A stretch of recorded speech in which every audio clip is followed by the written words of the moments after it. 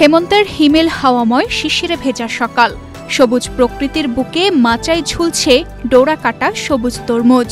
শীতের দোরগোড়ায় মাচায় ঝুলে থাকা গ্রীষ্মের এই অমৃত ফল দেখে যে কারো বুক ভরে যায় ভালো লাগায়। আর এই বিস্ময়কর দৃশ্যের জনক সিলেট বিশ্বনাথের সফল চাষী রশিদ আলী।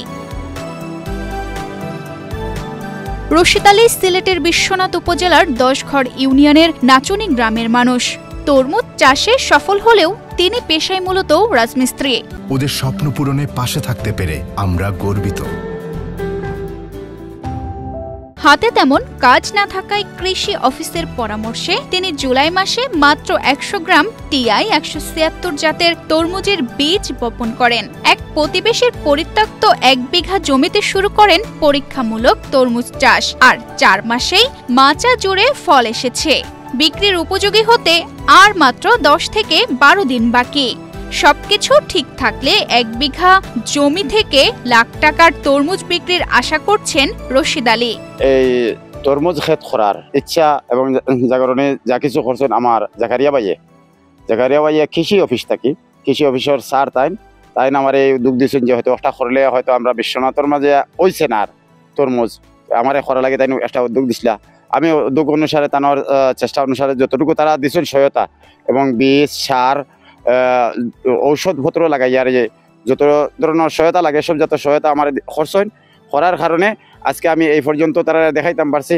এখন তারা দেখিয়া যদি মনে করেন যে না আমি হয়তো স্বাবলম্বী হয়েছি, লাভবান হয়েছি, আলহামদুলিল্লাহ।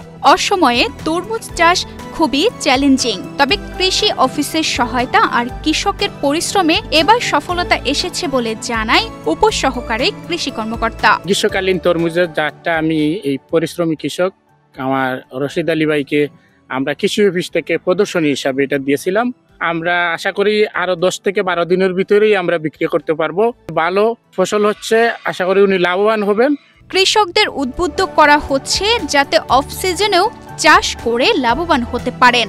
রশিদ আলী তার একটি দৃষ্টান্ত বলে জানায় কৃষি অফিসের এই কর্মকর্তা। বিশ্বনাথ উপজেলায় আমরা কৃষকদের উদ্বুদ্ধ করে গ্রীষ্মকালীন তরমুজ বা অফ সিজন তরমুজ যেটাকে আমরা বলি সেটা চাষাবাদ শুরু করেছে কৃষকরা। কৃষি সম্প্রসারণ অধিদপ্তর বিশ্বনাথ সিলেটের পক্ষ থেকে আমরা কৃষকদের সহায়তা দিয়ে যাচ্ছি, পরামর্শ দিয়ে যাচ্ছি। তো এবছর আমাদের গ্রীষ্মকালীন তরমুজ চাষ হয়েছে, কৃষকরা ভালো ফলন পেয়েছেন এবং আশা করা যাচ্ছে ওনারা গ্রীষ্মকালীন তরমুজ চাষ করে লাভবান হবেন। অল্প জমি, সীমিত পুঁজি, কিন্তু অদম্য পরিশ্রম আর কৃষি অফিসের সহায়তায় অসময়ে তরমুজ চাষে সফল হয়েছেন রশিদ আলী।